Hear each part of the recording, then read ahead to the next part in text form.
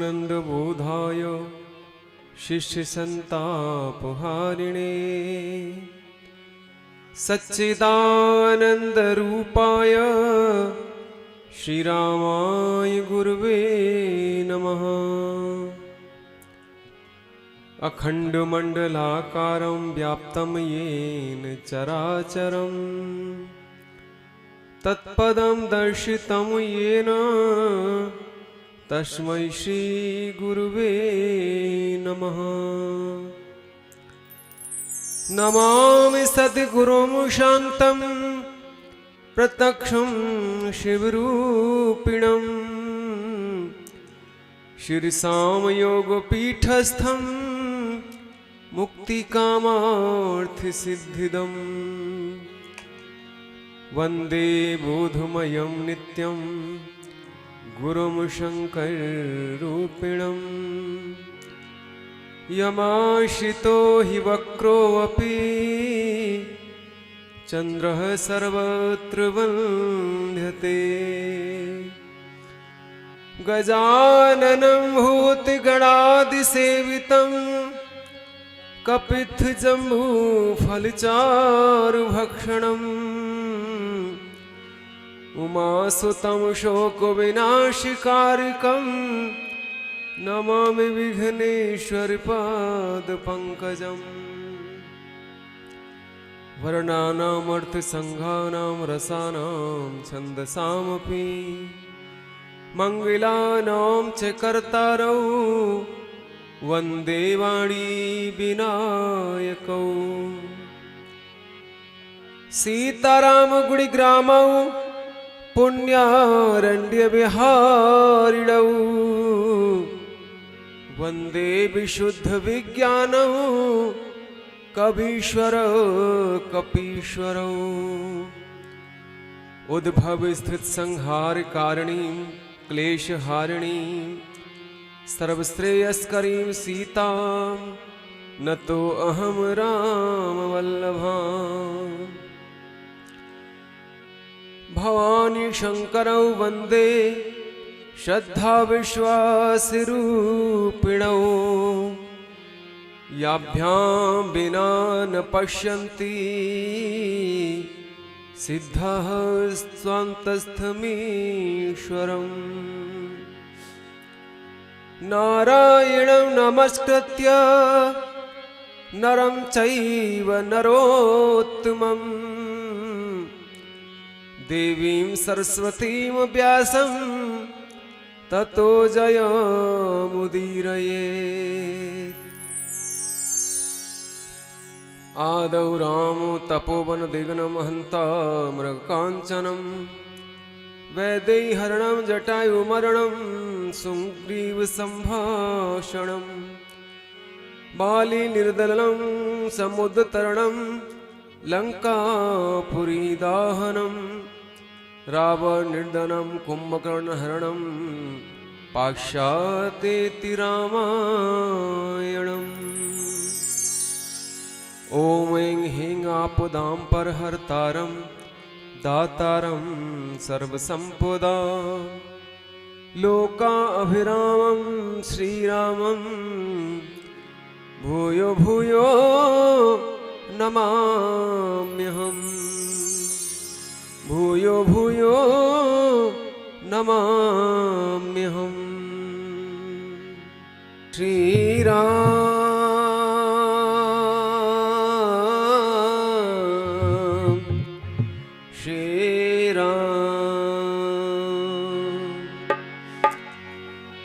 श्रीरामचन्द्र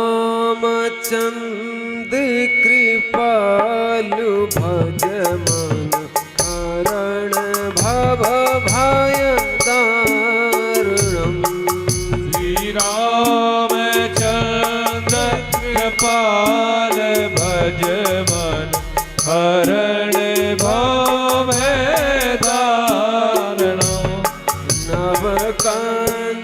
लोचन कंज मुख कर कंज पद कंजारुणम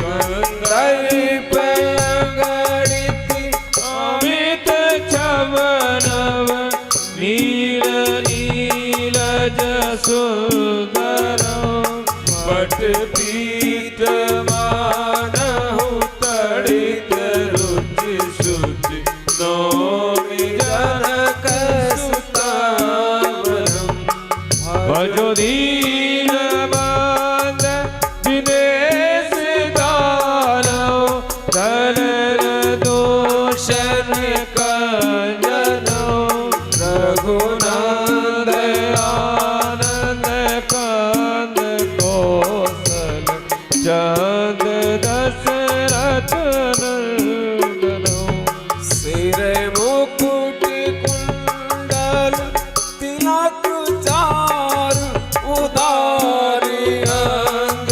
विभूषणम आजान भुज सर चाप धर संग्राम जित कर दूषणो वेद बाधित तुलसीदास शंकर शेष मुनि मन रंजनम मम हृदय कंज निवास कर कामाद खल दल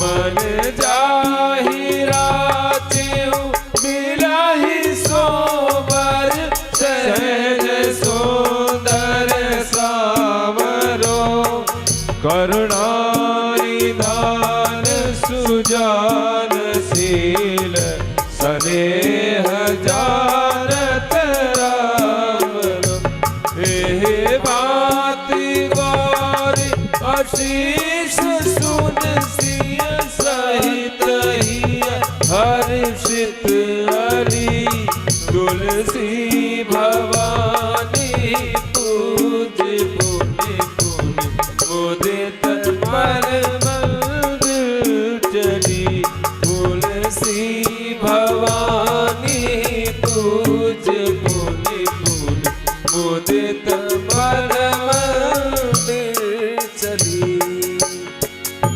जान गौर अनुकूल सियहि हर्ष न जाई कहे मंजुल मंगल मूल बाम अंग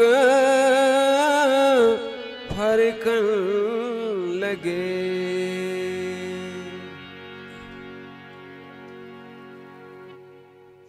परम मंगल में परातत्व अखिलेश्वर अकारण कारण करुणा वर्णालय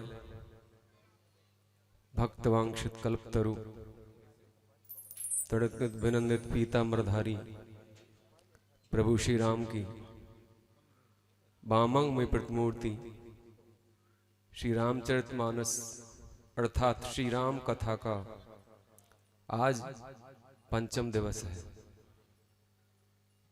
सज्जनों और देवियों, परमात्मा की महान अनुकंपा से आप 5वें दिवस की कथा श्रवण करने के लिए पधारे हैं। अतः कथा श्रवण करने से पूर्व सभी श्रोतागण 5 मिनट राम नाम उच्चारण करेंगे, जिससे मन, बुद्धि, वाणी और शरीर पवित्र हो जाए।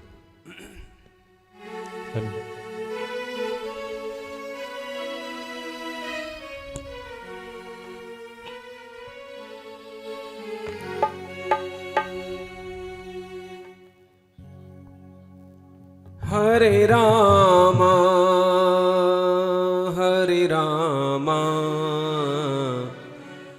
राम रामा हरे हरे, हरे कृष्णा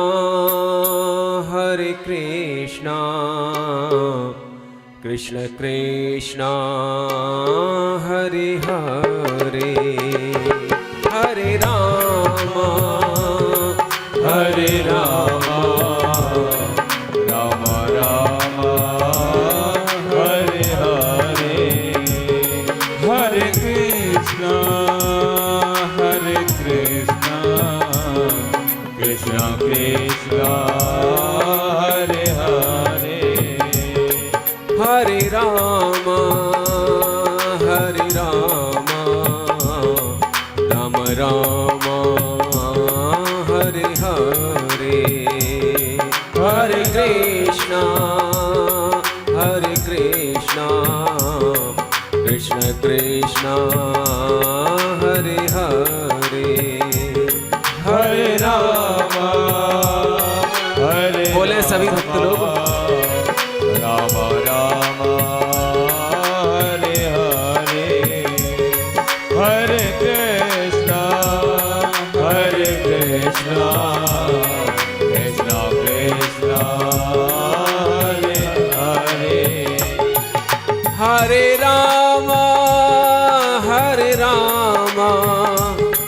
राम रामा हरे हरे, हरे कृष्णा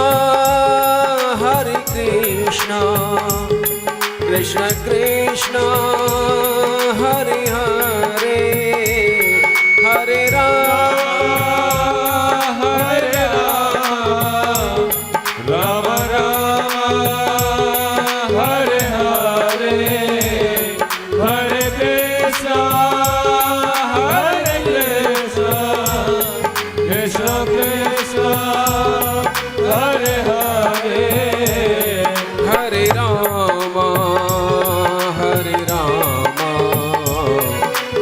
राम हरे हरे, हरे कृष्णा कृष्ण कृष्ण हरे हरे, हरे राम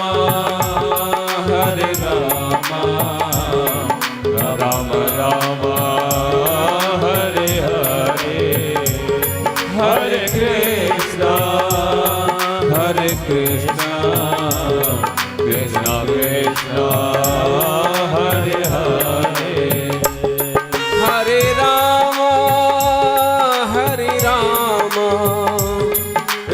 राम हरे हरे, हरे कृष्णा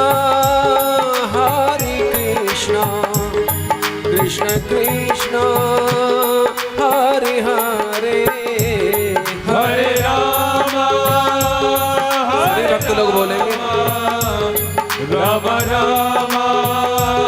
हरे हरे, हरे कृष्णा कृष्ण कृष्ण हरे हरे, हरे राम राम हरे हरे, हरे कृष्णा कृष्ण कृष्ण हरे हरे, हरे राम हरे हरे, हरे कृष्णा हरे हरे, जय हो, हरे राम राम हरे हरे, हरे कृष्णा कृष्ण कृष्ण हरे हरे, हरे राम हरे हरे, हरे कृष्णा कृष्ण कृष्ण हरे हरे, जय हो, हरे राम हरे हरे, हरे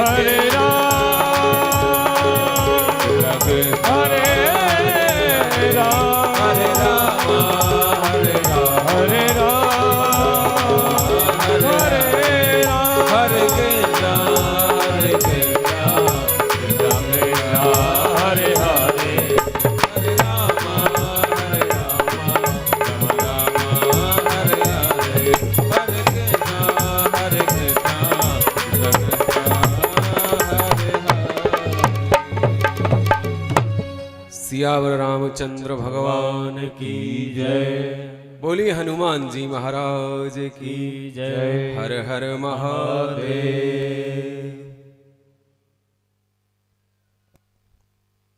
सज्जन और देवियों, कल सायंकाल के प्रसंग में आपने प्रभु श्री राम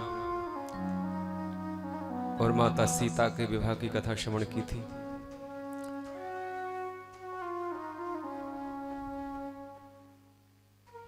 बालकांड पूर्ण हुआ, अब अयोध्या कांड प्रारंभ करते हैं। 4 दिन में बालकांड हुआ है और अभी 6 कांड शेष रह रहे हैं। दिन कितने हैं? आज के को लगा के 5, और सभी पूरे करने इन 5 दिनों में। इसलिए श्रोताओं से हमारा कहना है कि समय पर आ जाया करें। बहुत देरी से आते हैं यहाँ पर श्रोता। बहुत सी ज्ञान की बातें हैं जो प्रारंभ में भी निकल जाती हैं, फिर दोबारा श्रवण करने को नहीं मिलती। जैसे क्लास में टीचर जिस चैप्टर को पढ़ा देता है फिर दोबारा से नहीं पढ़ाता, विद्यार्थी आ जाता है तो उसका लाभ ले लेता है, अन्यथा फिर रह जाता है, फिर ट्यूशन के चक्कर में घूमता रहता है कि कहीं से ट्यूशन मिल जावे और कोर्स पूरा हो जाए। ऐसे ही ये राम कथा है, परमात्मा का दिव्य चरित्र, जिसको संपूर्ण श्रवण करना चाहिए। अल्प ज्ञान अधूरा होता है, लापरवाही से किया गया श्रवण टिकता नहीं है। जो ज्ञान दृढ़ नहीं होता वह किसी काम का नहीं होता। अब अयोध्या कांड प्रारंभ करते हैं। बाबा तुलसीदास ने 3 श्लोकों में स्तुति की है अयोध्या कांड में। कारण कि अयोध्या कांड में तीनों वन को चले गए थे, और अरण्य कांड में सीता हरण हो गया था, और किष्किंधा कांड में 2 रह गए थे। तब 2 श्लोकों में स्तुति की है। सुंदर कांड में पता चल गया था तो 3 श्लोकों में स्तुति की थी। बाबा तुलसीदास की उपासना का यह गूढ़ रहस्य है।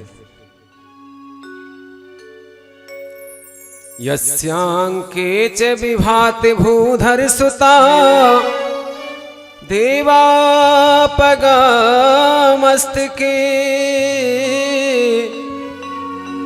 भाले बाल विधुर्गले च गरलम यस्योरसी व्यालराट सोऽयं भूत विभूषणः सुरवरः सर्वाधिपः सर्वदा सर्वः सर्वगतः शिव शशिनिभीष शंकरः पातु माम्। प्रसन्नतां यानगतभिषेक तत्सत्त्वानमम्ले वनवास दुःखतः मुखाम्बज श्री रघुनंदन स्वमे सदास्तु सा मंजुल मंगल प्रदा। नीलांबुज श्यामल कोमलांगम सीता समारो पीतम्बाम भागम पाणौ महासायक चारु चापम नमामि रामं रघुवंशनाथं नमामि रामं रघुवंशनाथम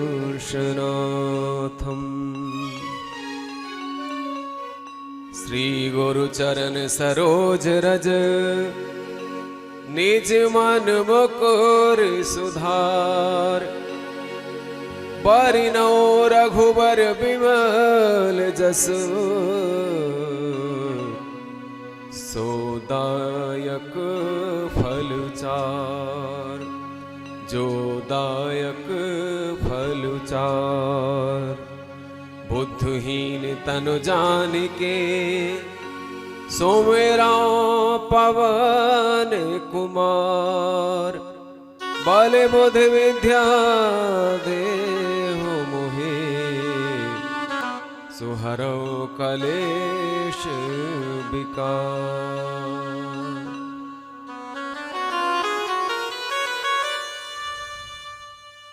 श्री राम जी के विमल यश का गुणानुवाद किया है,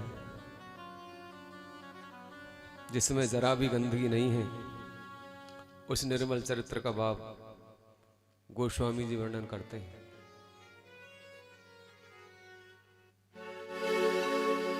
जब ते राम ब्याह घर आए, जब ते राम ब्याह घर आए, नित्य नव मंगल मोद बधाए, नित्य नव मंगल मोद बधाए, भुवन चारि दस भूधर भारी, चारे दस भूधर भारी, सुकृत मेघ बरसहि सुखवारी, सुकृत मेघ बरसहि सुखवारी, रिद्धि सिद्धि संपत्ति तहाँ चली आई, रिद्धि सिद्धि संपत्ति तहाँ चली आई, उमगे अवध अम्बुद कहूँ आई, उमगे अवध अम्बुद कहूँ आई।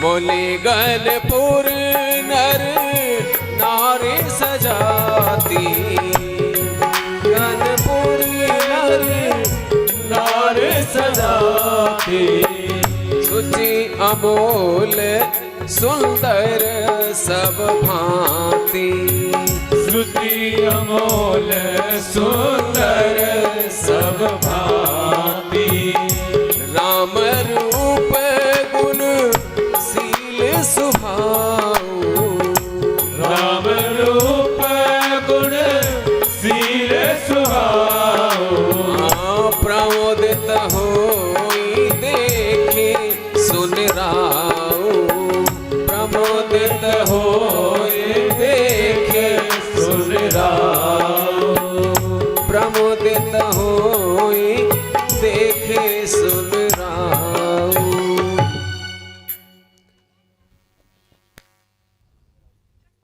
इन चौपाइयों का जो लोग प्रातः सुमरण करते हैं, उनके घर में हर प्रकार की सुख संपदा आ जाती है। चौपाइयां वेद मंत्र हैं, किसी प्रकार का कोई क्लेश नहीं रहता, सभी कामनाएं पूर्ण होती हैं और परलोक सुधर जाता है। जहां राम जी के चरण विराजते हैं, वहां नित्य श्री निवास करती हैं, नित्य मंगल है और मोद अमोद प्रमोद लोगों के हृदय में बढ़ता ही जा रहा है। सज्जनों, श्री राघव जितने दशरथ जी को प्रिय हैं, उतने कौशल्या को प्रिय हैं, कैकेयी को प्रिय हैं, सुमित्रा को प्रिय हैं, और उतने ही सभी अवधवासी पुर नर नारियों को प्रिय हैं। सब समान प्रेम करते हैं। सबको यही लगता है कि राम हमारे हैं, हम राम जी के, राम हमारे। समान प्रेम करते हैं सब। ऐसे लोगों की मन की भावना थी, क्योंकि जहां परमात्मा विराजते हैं वहां साक्षात प्रेम का वास होता है। वहां लोगों में प्रेम रहता है, सदा परस्पर एक दूसरे से मिलते हैं, किसी बात को लेकर किसी प्रकार का कोई क्लेश नहीं होता। सभी धर्म, सभी जाति, वर्ण, आश्रम के लोग समान भाव से रहते हैं, कोई भेदभाव नहीं है। सबके लिए सुंदर संविधान है राम राज्य में, और सबका सब विधि विधान से उसका पालन करते हैं। सब अपने धर्म, आश्रम और आचरण के अनुसार जीवन जीते हैं। ऐसा है राम राज्य। उत्तरकांड में तो राम राज्य की विशेषताएं भी बताई गई हैं। बैठे राम राज बैठे त्रिलोका, हर्षित भये गए सब शोका। राम जी की गद्दी पर बैठते ही सभी प्रसन्न हो गए और हरेक प्रकार का शोक दूर हो गया, भय दूर हो गया, मंगल ही मंगल हो गया। हर्षित गए भय सब शोका, सब शोक रहित हो गए, सब प्रसन्न हो गए, क्योंकि हृदय में राम जी विराजते हैं, घरों में राम जी विराजते हैं। सबके बच्चे बच्चे के मुख पर राम जी की महिमा का वर्णन सुनने को मिलता है, और बच्चा बच्चा राम जी से प्रेम करता है। जैसा राजा होता है वैसी प्रजा होती है। जिस राज्य में राजा ठीक नहीं है वैसा राज्य चलता नहीं। जा सुराज सुर प्रजा दुखारी, सोन रप अवश्य नरक अधिकारी। वह राजा नरक का अधिकारी होता है जो अपने देश को चला नहीं पाता, प्रजा का पुत्र के समान समझ के पालन नहीं करता। वह राजा नरक का अधिकारी होता है, नरकगामी होता है, और उसका शीघ्र ही पतन हो जाता है।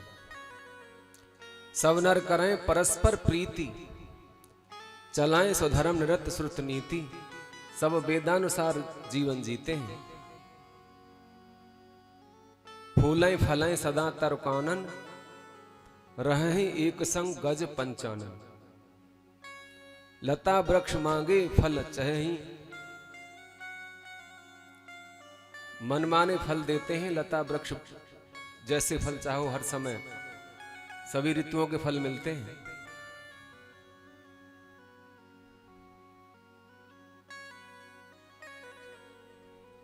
अल्प मृत्यु नहीं कवनो पीरा, अकाल मृत्यु नहीं होती, कोई रोग नहीं होता किसी प्रकार का, किसी को भी कोई पीड़ा नहीं सताती।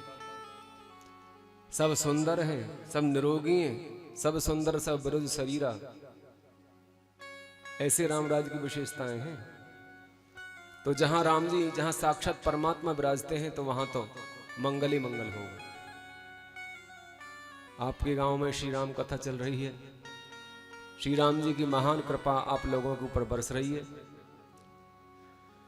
जो भी भक्त लोग अपना बहुमूल्य समय कथा के लिए दे रहे हैं, परिश्रम कर रहे हैं, तन मन धन से सेवा कर रहे हैं, सबको राम जी यथोचित आशीर्वाद दे रहे हैं। जिसकी जैसी भावना है उसको वैसा ही फल मिल रहा है। जितना जो करेगा उसे उतना ही यहां मिलेगा। अधिक करेगा अधिक फल मिलेगा, कम करेगा कम मिलेगा।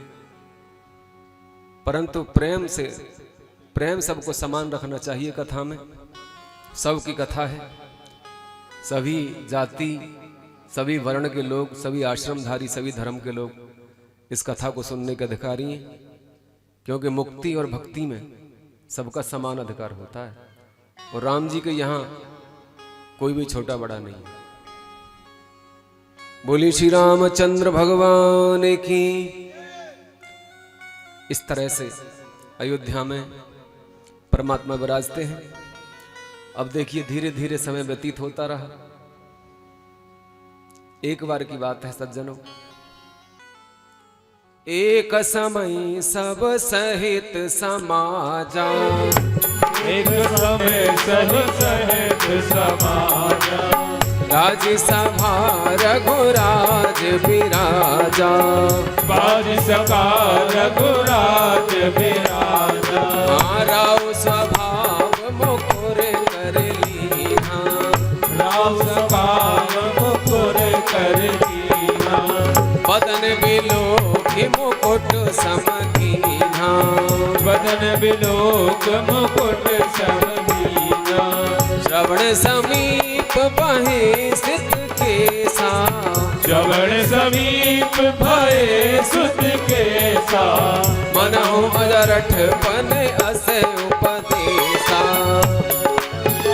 बने अस उपदेशा, नृपयुवराज राम कहूँ देहु, नृपयुवराज राम कह देहु, जीवन जन्म लाभ किन लेहु, जीवन जाम लाभ किन लेहु, जीवन जन्म लाभ किन लेहु, जीवन जन्म लाभ किन लेहु। सज्जनों, एक बार महाराज दशरथ, एक समय की बात है, सभा में बैठे हुए थे राजगद्दी पे। तभी क्या हुआ कि अकस्मात ही मुकुट थोड़ा टेढ़ा हो गया था, उसको महाराज ने सीधा किया। राज्यसभा तो हीरे माणिक मोती रत्नों से जड़ी पड़ी थी, सब में मुख दिखाई देता था, सुंदर सुंदर रत्न लगे हुए थे, दर्पण लगे हुए थे। तो महाराज का थोड़ा मुकुट टेढ़ा हुआ तो मंत्रियों ने दर्पण दिया, तो महाराज ने उसमें देख करके मुकुट को सीधा किया। क्या पहले कभी टेढ़ा नहीं हुआ होगा? पहले भी हो गया होगा, हिल डुल जाते हैं। आज ही थोड़ी टेढ़ा हुआ है, और एक समय की बात है ये, एक समय ये टेढ़ा हुआ।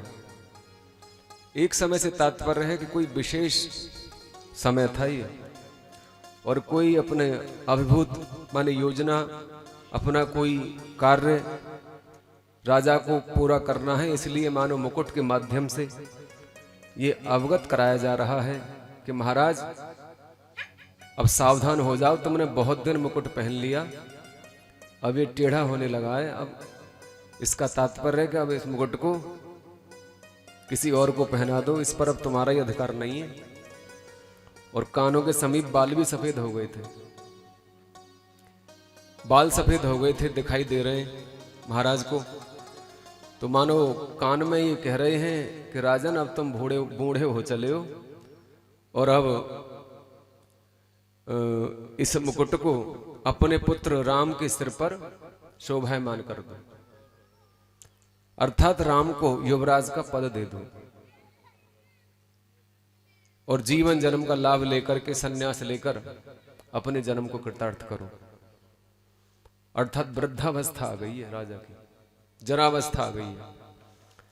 जीव की जब जरावस्था आती है तो उसके बाल श्वेत हो जाते हैं, आंखों से दिखना कम हो जाता है, और त्वचा में झुर्रियां पड़ जाती हैं, कमर झुक जाती है, दांत गिर जाते हैं, उसकी इंद्रियां शिथिल हो जाती हैं,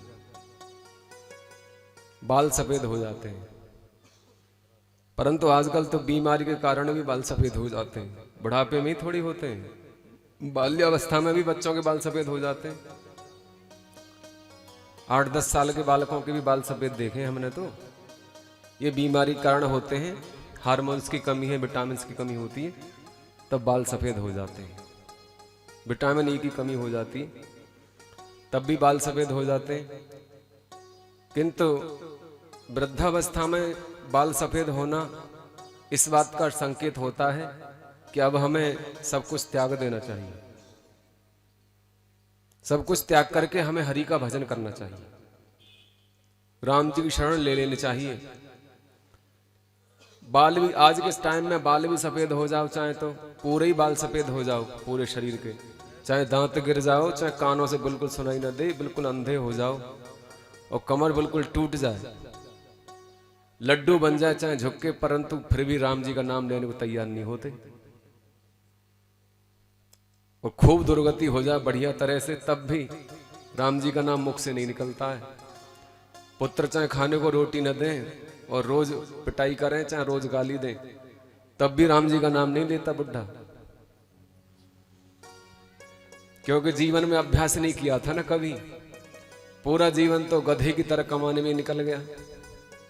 दिन रात समय मिला तो वो भोग विलासों में व्यतीत कर दिया।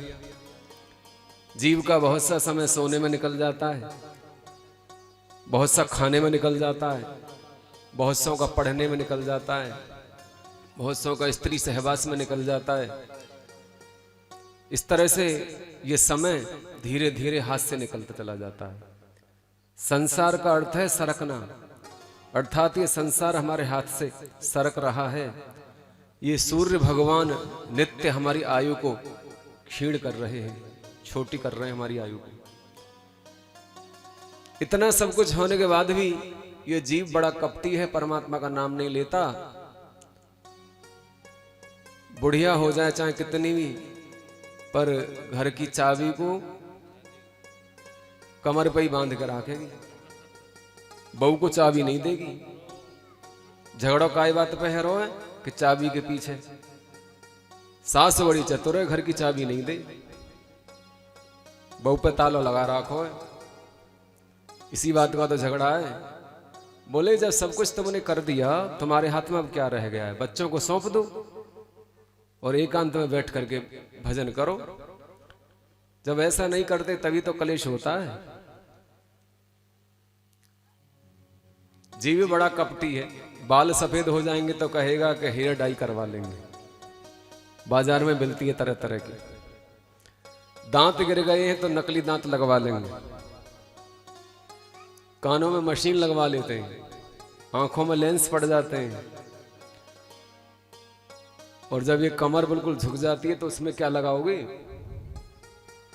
और अंदर की जो शक्ति है, जो चेतना है, और जो अंदर सुषुम्ना नाड़ी की, जिसमें परमात्मा की प्रेरणा से सब कुछ भरा पड़ा है, जब वो क्षीण हो जाएगी तो कहां से जवान हो जाओगे? सूखे पेड़ में कितना भी पानी लगा लो, कहीं वो फलता फूलता थोड़ी है। एक दिन टूट के गिर जाओगे, 2 मुट्ठी भर भस्म हो जाएगी। 4 भाई जाकर के जला करके फूंक फांक के लठ मारेंगे सिर में और घर को आ जाएंगे। फिर थोड़ी देर रो लेंगे, फिर काम खत्म। तो ऐसे ये जीवन चला जाएगा। इसलिए सज्जनों, कथा को सुनकर के अपने उद्धार का मार्ग अपनाओ। कथा कल्याण के लिए है। कथा सुन के कल्याण न किया तो श्रवण मिथ्या गया। पहले भी मैंने आपको बताया था, कथा श्रवण के लिए श्रवण, मनन और निधिध्यासन, ये 3 कार्य अवश्य करने चाहिए।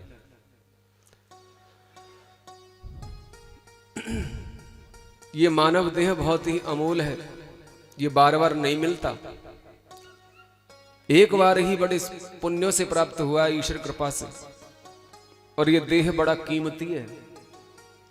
कोई कहे महाराज ये कीमती कैसे है? ये तो मुट्ठी भर भस्म हो जाता है। बोले कीमती इसलिए है कि इसकी किडनी कई लाख रुपए की बिक जाती है, इसका दिल, इसका लीवर, इसकी आंख, इसकी कोई कीमत नहीं है। इसलिए देह बहुत कीमती है। ये इसका एक एक अंग बहुत कीमती है। और आप कह रहे हो कि व्यर्थ है। बोले संसार के लिए तो ये कीमती है, परंतु ईश्वर की नजरों में ये व्यर्थ है। माया की नजरों में ये व्यर्थ है। संसार के लिए भले ही ये अच्छा हो और वह अपने को अच्छा मानता हो,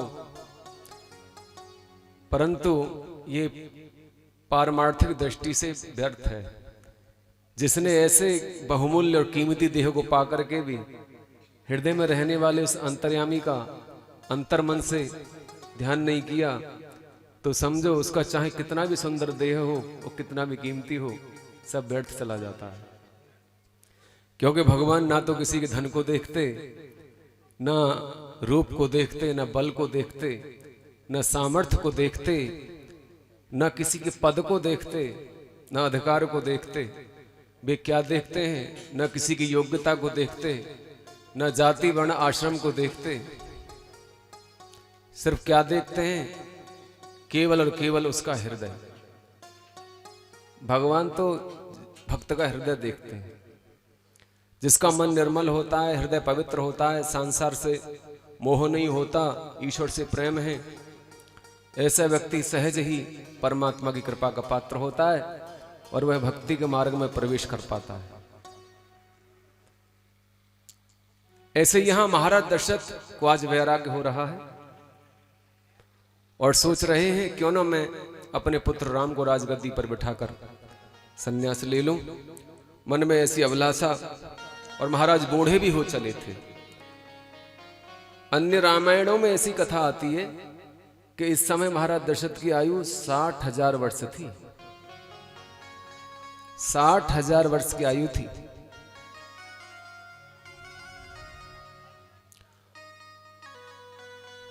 और इन्हीं महाराज दशरथ ने पुत्र वियोग में अपनी 1000 वर्ष की आयु जो शेष रह गई थी उसका परित्याग कर दिया था राम जी के वियोग में। परमात्मा से बिछुआ हुआ, राम जी से बिछुआ हुआ, तो उन्होंने अपनी आयु को त्याग दिया था। 1000 वर्ष की आयु शेष रह गई थी, उससे पहले ही त्याग दिए थे प्राण। ऐसी कथा आती है कि वह 1000 वर्ष की आयु पिता की राम जी ने जी थी। बाद में अयोध्या में जब रह रहे थे तब वो आयु राम जी ने जी थी कि पिताजी के जो अधूरे कार्य थे, जो 1000 में महाराज दशरथ करते वर्ष में, वो राम जी ने बाद में किए थे। क्योंकि पुत्र का धर्म है कि पिता के अधूरे कार्यों को पूरा करें। वह पुत्र ही क्या जिसने पिता के अधूरे कार्यों को पूरा न किया हो और अपने पिता का उद्धार न किया हो।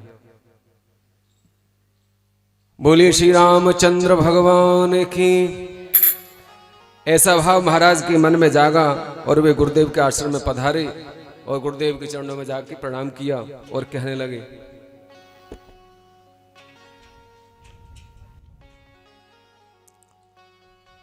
जे गुरु चरण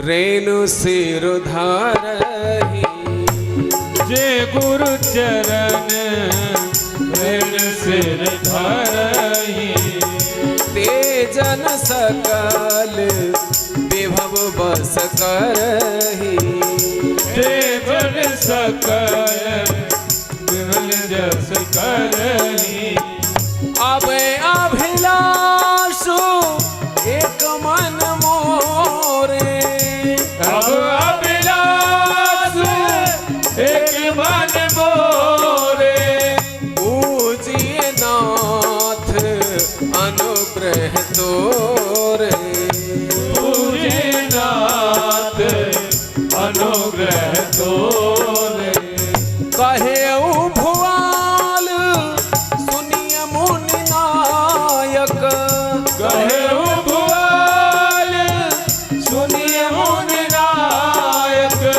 भये राम सब विधि सब लायक, भय हो राम सब विधि सब लायक, ओ सब विधि गुरु प्रसन्न जी जानी, बोले राम सहस मृदुवानी, सब विधि गुरु प्रसन्न जी जानी, बोले राम सहस मृदुवानी, नाथ राम करियो जुबराजू, नाथ राम करियो रुबराजू, ओ करिए कृपा करे करिए समाज, करिए कृपा करे करिए समाजू, एक विलंबन करे नृप साधिय सकल समाज, सो दिन सुमंगल ओहि जब राम ओहि जुबराज, सियावर राम जय जय राम, हे प्रभु राम जय जय राम, सियावर राम जय जय राम। देखिए महाराज दशरथ चक्रवर्ती सम्राट थे, मन में जो भी बात आती है उसको सबसे पहले गुरु जी को सुनाते हैं। ऐसा नहीं मन में कोई शुभ संकल्प हुआ बिना गुरु आज्ञा के पूरा कर लिया। चक्रवर्ती सम्राट एक छत्र राजा पूरी पृथ्वी के हैं, फिर भी गुरु आज्ञा के बिना, उनसे आज्ञा लिए बिना कोई भी कार्य नहीं करते। मन में संकल्प था कि पुत्र को गद्दी पर बिठाना है, तो ये कार्य गुरु आज्ञा के बिना नहीं हो सकता। गुरु का आशीर्वाद होगा, गुरु कृपा होगी, तभी हमारे कार्य पूरे होते हैं। कृपा 4 प्रकार की होती है। पहली स्वयं कृपा, जीव को स्वयं अपने ऊपर कृपा करनी होगी। जिज्ञासु बनना होगा उसे अपने उद्धार के लिए, अधिकारी बनना होगा उसे, प्राप्ति की इच्छा रखनी पड़ेगी, कुछ पाना है, कुछ लक्ष्य पाना है। मुमुक्षु बन करके माने मुक्त होना है मुझे इस संसार बंधन से। ऐसी अभिलाषा जब होगी तभी वह अपने उद्धार के लिए कुछ परिश्रम करेगा, पुरुषार्थी बनेगा, परमार्थी बनेगा, तब उस जीवन में पुण्य करेगा, तो फिर उस पर गुरु कृपा होगी। सियावर रामचंद्र भगवान की। सज्जनों और देवियों, उस सभा में गुरुजी के पास में ऋषि जावाल भी बैठे हुए थे। जावाल ऋषि, संत जावाल बड़े भाग्यवादी हैं, कर्मयोगी हैं, और कभी कभी तो कर्म को भी ईश्वर से ऊपर मान बैठते हैं। वशिष्ठ जी कहते हैं, सज्जनों, मुनिवर वशिष्ठ जी त्रिकालदर्शी थे। वे सच बता देते तो राजा सावधान हो जाते। उनका सिद्धांत है कि राम रुख को रखते हुए कोई कार्य किया जाए, जो राम जी की इच्छा वही कार्य किया जाए। गुरु जी का ये सिद्धांत था। और राम जी की इच्छा के विरुद्ध कोई कार्य न किया जाए, क्योंकि राम जी की इच्छा ही नहीं थी राजगद्दी पर बैठने की। इस बात को वशिष्ठ मुनि जानते थे, त्रिकालदर्शी। एक बार नारद जी प्रभु श्री राम के पास आए थे, एकांत में आकर मिले राम जी से। देवताओं के कहने पर आए थे नारद जी, और राम जी से आके कहा कि प्रभु आप बैठे बैठे अयोध्या में मौज मार रहे हो। आपको पता है देवता लोग कितने दुखी हैं, रावण का अत्याचार दिनों दिन बढ़ता ही जा रहा है, और आपने पूर्व में वचन दिया था कि मैं अवतार लेकर के आऊंगा, और आप यहाँ बिल्कुल भी चिंतित नहीं हैं। और आपको पता है हम लोग कितने दुखी हैं। आप शीघ्र ही वनवास धारण करें और रावण का संहार करें। हमने सुना है कि आपके पिता राजगद्दी पर बिठाने वाले, और यदि आप राजगद्दी पर बैठ गए तो फिर रावण को कैसे मारोगे, फिर देवताओं का दुख दूर कैसे होगा, और आपने भी वचन दिया है। तब राम जी ने कहा कि हे देवर्षि, आप चिंता न करें, हमारी तरफ से देवताओं से कह देना कि वे निर्भीक होकर के हमारा भजन करें, मैं शीघ्र ही वनवास धारण करूंगा। तो इस बात को वशिष्ठ मुनि जानते थे, इसलिए राम रुख रखते हुए उन्होंने कह दिया कि जिस दिन राम जी गद्दी पर बैठेंगे वही शुभ नक्षत्र होगा, शुभ मुहूर्त होगा, शुभ दिन होगा, वही घड़ी श्रेष्ठ होगी। व्यक्ति जब पाप करता है तो किसी से कोई मुहूर्त नहीं पूछता, चाहे बराबर में ही घर के पंडित जी रहते हो। ज्योतिषी से ये नहीं पूछने नहीं जाता कि मैं ये पाप कर रहा हूं, महाराज कोई मुहूर्त बता दो पाप करने का। और जब पुण्य करता है तो बड़ा पीछे घूमता है मुहूर्त के लिए, शुभ दिन पूछता है। और फिर तो जब पाप करता है तो पड़ोसी को भी पता नहीं चलता,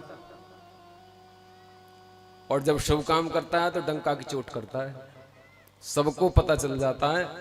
यश के लिए करता है, प्रतिष्ठा के लिए करता है, अपने नाम के लिए करता है कि हाँ हम करवा रहे हैं कार्यक्रम, देख लो आके, तुम तो करवा ही नहीं पाए।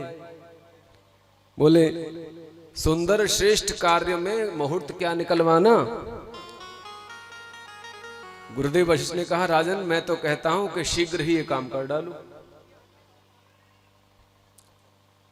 दशरथ जी कहने लगे, गुरुजी आपका मंतव्य श्रेष्ठ है, क्यों ना ये कार्य सो हम कल ही कर डालें, कि जैसी आपकी इच्छा। अब तो महाराज दशरथ जी ने सबको, अपने सभासदों को, मंत्रियों को ये मंतव्य बताया, अपने मन की भावना बताई, मन की इच्छा बताई, और कहने लगे कि शास्त्र तो ये कहते हैं कि मुहूर्त निकालने वाला त्याग नहीं कर सकता, और हृदय के अवध पर राम जी को बैठाना है तो कल की प्रतीक्षा भी मत करो। हृदय रूपी अवध पर जब राम जी को बैठाना हो तो कल की प्रतीक्षा मत करो, अभी बिठा दो। शुभ काम में देरी कैसी। सज्जनों, आपके मन में कोई शुभ संकल्प आवे तो शीघ्र ही कर डालो। एक बार कर्ण दान कर रहे थे। कर्ण का नियम था, नित्य सुबह सुबह सूर्योदय से जब संध्या करते थे उस समय जो भी आता था याचक, उसको दान अवश्य करते थे। महाभारत में आता है। तो एक याचक आया, कर्ण संध्या में लगे हुए थे। तुरंत कर्ण ने उल्टे हाथ में कुछ धन उठाया बाएं हाथ में और देने लगे याचक को। बाएं हाथ से दान कर दिया। दान तो श्रेष्ठ वह माना जाता है कि बाएं से माने दाएं से हाथ दान कर रहे हैं तो बाएं को पता भी न चले क्या दिया है। जो भी मुट्ठी में आ गया सो दे दिया। यदि ये देख लिया ना दूसरे हाथ को भी लगा दिया उसमें, तो इतनी देर में तो बदल जाएगा बेचारा, इतनी सी देर में बदल जाएगा। मंत्रियों ने पूछा, महाराज आपने उल्टे हाथ से दान क्यों किया है? बोले, मैं सीधे हाथ में इतनी देर में लेता, हो सकता है मेरा मन बदल जाता, इसलिए शुभ काम में देरी नहीं करनी चाहिए। एक बार महाराज युधिष्ठिर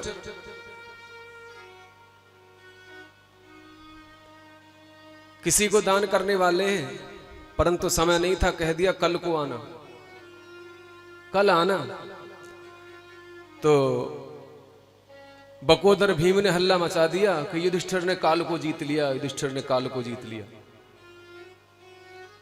अर्थात युधिष्ठिर महाराज ये जानते हैं कि मैं कल तक रहूंगा, इसलिए कल के लिए कहा है। क्या भरोसा है जिंदगी का, कल आए ना आए, कल किसने देखा कल आए ना आए, मुझे तेरी जुल्फों के मिले न साए, आज होता है जो हो जाने दो, दूर जाओ न तुम पास आने दो। ऐसे गाते हैं शायर लोग। तो हल्ला मचा दिया कि हमारे भ्राताश्री ने काल को जीत लिया। युधिष्ठिर कहने लगे, भीम ये तुम क्या कह रहे हो? कि हाँ भैया, आपने ही तो कहा था कल आना, इसका तात्पर्य आपने काल को जीत लिया? कि हाँ बात तो सही है। तुरंत बुलाया और दान कर दिया। तो कल पर मत छोड़ो, शुभ संकल्प जैसे ही आए तुरंत कर डालो। श्री रामचंद्र भगवान की। मोदित महीपति मंदिर आए, सेवक सचिव सुमंत बुलाए, बिनती सचिव करी कर जोरी, जियहि जगतपति बरस करोरी, जग मंगल भल काज विचार, बेगिए नाथ न लाई बार। सुमंत्र इत्यादि से कहा, शीघ्र तैयारी करो। राज तिलक के लिए जो सामग्री चाहिए वो सब तैयार करो। जैसे सातों सिंधों का, समुद्रों का जल चाहिए, तीर्थों की मिट्टी चाहिए। जो सामग्री राज तिलक के समय चाहिए वो सबके लिए राजा ने आदेश किया। सुमंत्र जी कहने लगे, महाराज क्षमा करें। बोले क्यों? कि ये सब तो हमने 6 महीने पहले से ही कर रखा है इकट्ठा। दशरथ जी कहने लगे, इसका मतलब है तुम्हें मैं अच्छा राजा नहीं लगता? बोले नहीं नहीं महाराज, ऐसी बात नहीं है, हम आपको तो हमारी भी उम्र लग जाए, क्या प्रजा मुझसे खुश नहीं है? कि नहीं महाराज, ऐसी बात नहीं है, सभी प्रजा आपसे प्राणों से भी अधिक प्रेम करती है, परंतु सभी प्रजा ये चाहती है कि हमारे सीता और राम जी राज सिंहासन पर बैठ जाएं, शीघ्र ही बैठ जाएं, ऐसी सबकी अभिलाषा है। सज्जनों,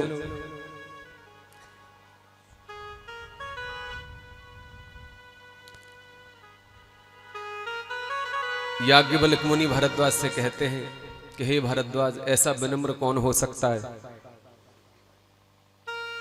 बड़ों को देख करके उनके प्रति आदर का भाव जैसा राम जी के हृदय में है, वैसा किसी के हृदय में नहीं है। अब गुरु जी को राम जी को उपदेश देने के लिए भेजा है।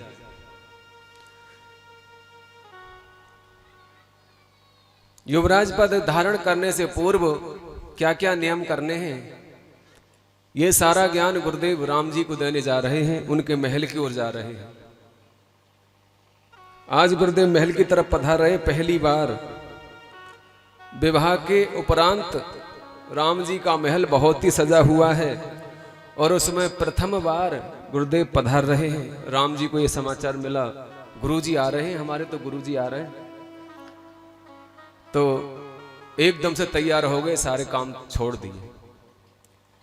आपको भी जैसे ही समाचार मिले कि गुरुजी आने वाले हैं तो उनकी तैयारी के लिए तत्पर रहना चाहिए, उनके स्वागत के लिए।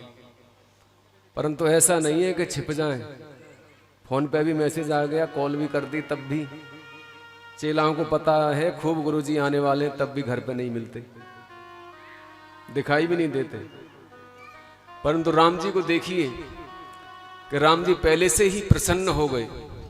बाबा तुलसीदास कहते हैं, गुरु आगमन सुनत रघुनाथा, गुरु आगमन सुनत रघुनाथा, द्वारे आईन पदनाय उमाथा, द्वारे आए पदनाय उमाथा, सेवक सादानु स्वामी आगमनु, सेवक सदान स्वामी आगमनु, मंगल मूल अमंगल दामनु, मंगल मूल अमंगल दामनु, हाँ ओ तदपि उचित जनु बोले सप्रीति, पठियऊं काज नाथ असिनीति। श्री राम जय राम, जय जय राम, श्री राम जय राम, जय जय राम। ओ प्रभु तात जे प्रभु कीन सनेहु, प्रभु तात जय प्रभु कीन सदेहु, भयउ पुनीत आजो यह गेहु, भयउ पुनीत आज गेहु, आयस होई सो कराऊं गुसाई, आयस होई सो करहु गुसाई, सेवक लय से स्वामी सेवकाई, सेवक लय सुरामी सेवकाई। शास्त्र कहते हैं, शास्त्र ऐसा कहते हैं, अपने से बड़ा कोई भी घर पे आवे तो उसके सम्मान में उसे देखते ही खड़ा हो जाना चाहिए। परंतु जहाँ गुरु ब्राह्मण या संत कोई आते हैं तो उनके सम्मान में तुरंत खड़ा हो जाना चाहिए। ऐसा करने से आयु, विद्या, यश और बल, चार चीजों की वृद्धि होती है। घर में कोई अतिथि आ जाए उससे तुरंत उठकर मिलना चाहिए, उसका स्वागत करना चाहिए, उससे जलपान के लिए पूछना चाहिए। ऐसा नहीं है कि अतिथि घर पे आ गया है, ना तो मुंह से बोल रहे हैं, ना उससे आदर भाव से बात कर रहे हैं और उसे घूर रहे हैं बैठे बैठे। कब जाएगा यहाँ से, ये और आके बैठ गया है, हमें तो बाहर जाना था, हमारा काम और रोक दिया इसने। तो ऐसे अतिथि का अपमान होता है। हमारे शास्त्रों में अतिथि को भगवान माना जाता है। अतिथि देवो भव।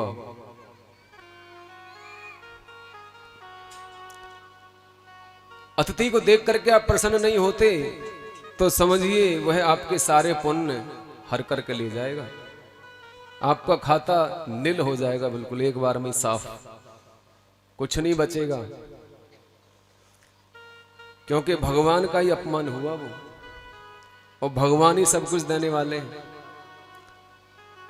एक संत थे, वो कहीं यात्रा पे से आ रहे थे अपने शिष्यों के साथ। उन्हें रास्ते में अंधेरा हो जाता है, आगे की लंबी यात्रा करनी है। तो उनके किसी शिष्य ने एक स्थान बता दिया था कि फलां जगह पर मेरा एक मित्र रहता है, वहां पर निवास कर लेना रात को। अब वह संत अपने शिष्यों के साथ उसके मित्र के यहां गए। दरवाजे पे जब पहुंचे तो मित्र ने तो उनकी बिल्कुल भी पूछताछ नहीं की, पूछा तक नहीं, जल तक के लिए नहीं पूछा। साधु लोग रात्रि में बाहर उसके घर के ही बैठ करके बिता देते हैं, रात भर बिताई बाहर ही बैठ के।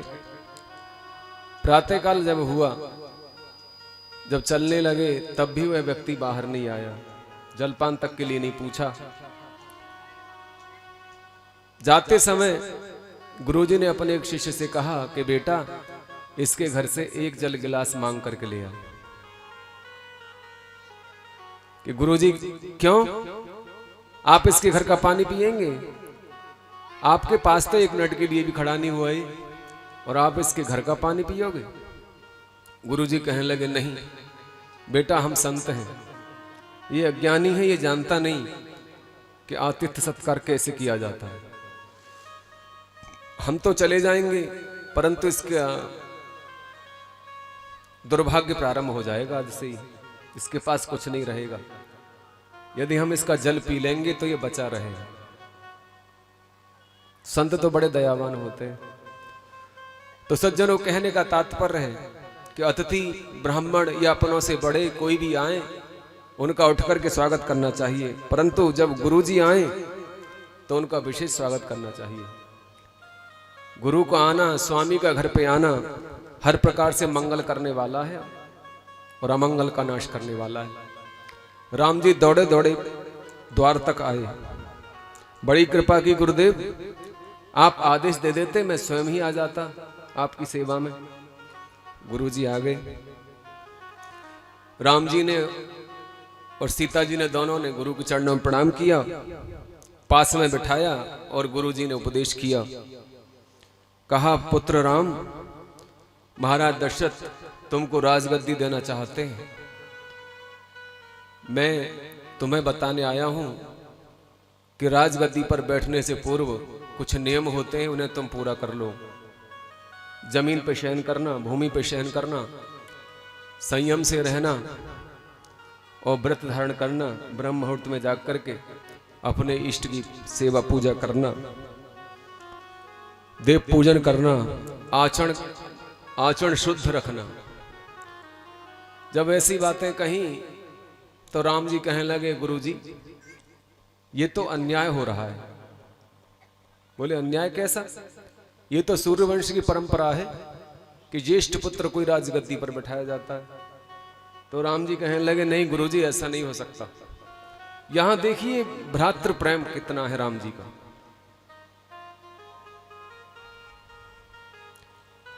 आज किसी को पता चल जाए कि मुझे कुर्सी मिलने वाली है तो वह सबको छोड़ देगा, कुर्सी की तरफ भागेगा, पाने के लिए चाहे कितना भी पाप करना पड़े। राम जी को राजगद्दी मिलने वाली है, तब भी उनके मन में बिल्कुल भी आनंद नहीं है। सज्जनों, और कहने लगे गुरुजी ये तो अन्याय है, ये कैसी परंपरा है। जनमेक संग सब भाई, भोजन शयन के लेख लिखाई। राम सिया राम जय जय राम। राम सिया राम जय जय राम। भोजन में एक संग सब भाई, भोजन शयन गेले लड़काई। राम सिया राम जय जय राम। राम सिया राम जय जय राम।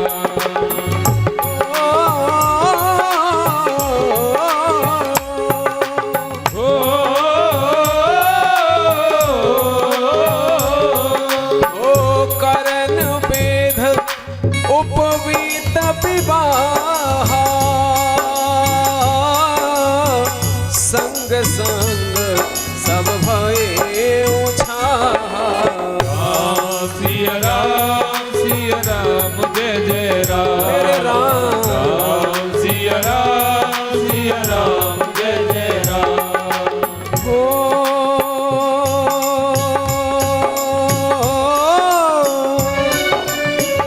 विमल वंश यह अनुचित को, बंधु बिहाय बड़े अभिषेक। राम सिया राम जय जय राम। राम सिया राम जय जय राम। राम सिया राम जय जय राम। राम सिया राम जय जय राम। राम जी ने कहा गुरुदेव ये कैसा वंश है, ये कैसा सूर्य वंश है। मैं इस गद्दी को प्रणाम करता हूँ, परंतु मैं आपसे पूछना चाहता हूँ कि आप इस वंश के कुलगुरु रहे हो हमेशा से।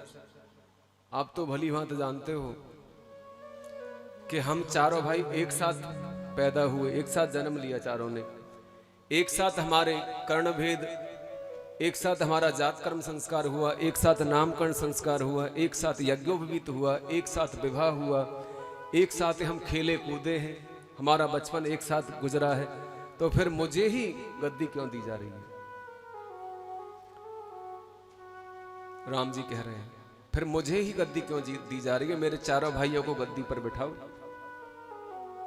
कितना भ्रातृ प्रेम है। आज के टाइम में बड़े भाई के हाथ में यदि चाबी आ जाती है ना कुछ, तो छोटे भाइयों के सारे हिस्से को भी हड़प लेता है, छोड़ता नहीं छोटों के लिए। परंतु ये आदर्श राम जी ने स्थापित किया है कि बड़ा भाई जो होता है ये पिता की तरह होता है और छोटे भाई पुत्र की तरह होते हैं। उन्हें पहले उनका ध्यान रखना चाहिए, बाद में अपना। सज्जनों, गुरुजी कहने लगे राम तुम ये क्या कह रहे हो? ये तो सूर्यवंश की परंपरा है, ज्येष्ठ पुत्र ही गद्दी पर बैठता है। गुरुजी ऐसा समझा करके आ जाते हैं।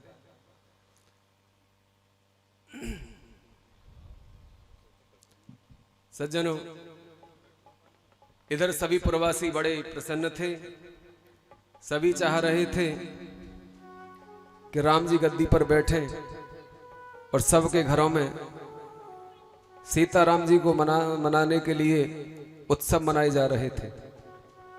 सबने अपने हृदय में राम सीता की छवि बसा रखी है और मनोरथ पाल रखा था कि कल हमारे राम राजा बनाए जाएंगे। ये कार्य बहुत दिनों से चल रहा था, एक पखवाड़ा हो गया था लगभग। सज्जनों, सब आनंद में है। आओ बसाए मन मंदिर में झांकी सीताराम की, और जिसके मन में राम नहीं वो काया है किस काम की। आओ बसाए मन मंदिर में मंदिर में ताकि सीता राम की, उसके मन में राम नहीं वो आया है किस काम की। हाँ, जिसके मन में राम नहीं वो आया है किस काम की।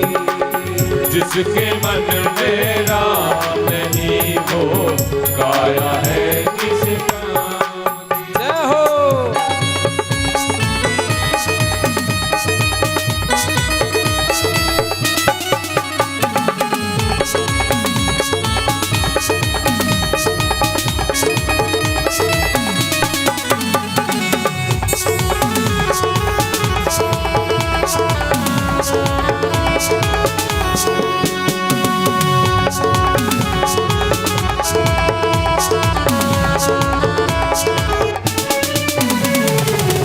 राम को पाना है तो पहले मन मंदिर को साफ करो। हीरा जन्म गवाओगे फिर सोचो कुछ इंसाफ करो। राम को पाना है तो पहले मन मंदिर को साफ करो। हीरा जन्म न पाओगे फिर सोचो कुछ इंसाफ करो। हाँ, सोचो कुछ इंसाफ करो। हाँ, मिट्टी में मिल जाए एक दिन। हाँ, मिट्टी में मिल जाए एक दिन। काया तेरी चाम की, जिसके गुण में राम नहीं वो काया है किस काम की। हाँ, जिसके मन में राम नहीं वो काया है किस काम की।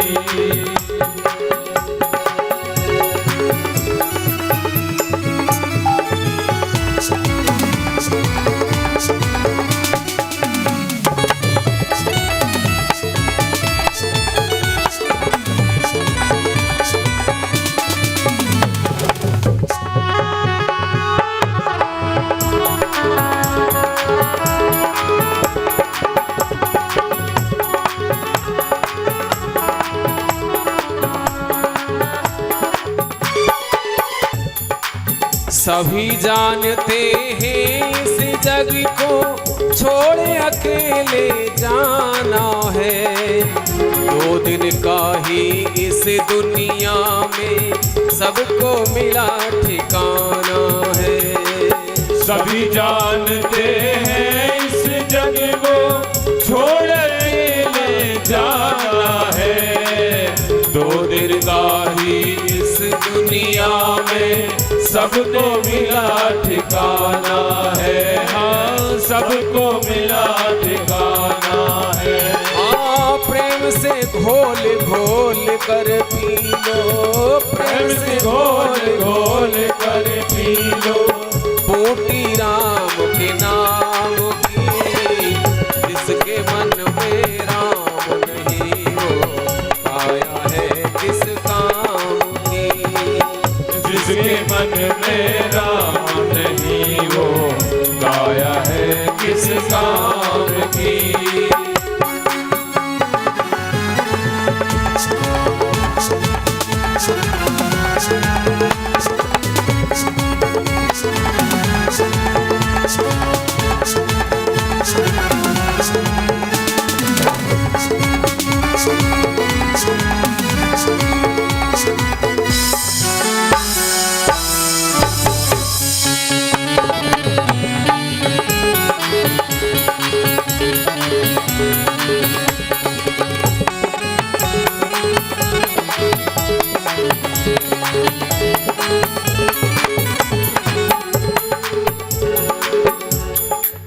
राम नाम जपने से अपना जीवन सफल बनाओगे। कहे महेश्वर राम भजन से भवसागर तर जाओगे। राम नाम जपने से अपना जीवन सफल बनाओगे। कहे महेश्वर भवसागर से सहज पार हो जाओगे, हो सहज पार हो जाओगे। जो सुख पाना है तो पहले, जो सुख पाना है तो पहले शरण पड़ो सिया राम की। जिसके मन में राम नहीं वो काया है किस काम की। आओ बसाए मन मंदिर में, आओ बसाए मन मंदिर में, झांकी सीता राम की। जिसके मन में राम नहीं वो काया है किस काम की। हाँ, काया है किस काम की। हाँ, काया है किस काम की। हाँ, काया है किस काम की। जिसके मन में राम नहीं वो काया है किस काम की। जिसके मन में राम नहीं वो आया है किसी काम की, आया है किसी काम की, आया है किसी काम की, आया है किसी काम। सियावर रामचंद्र भगवान की जय हो।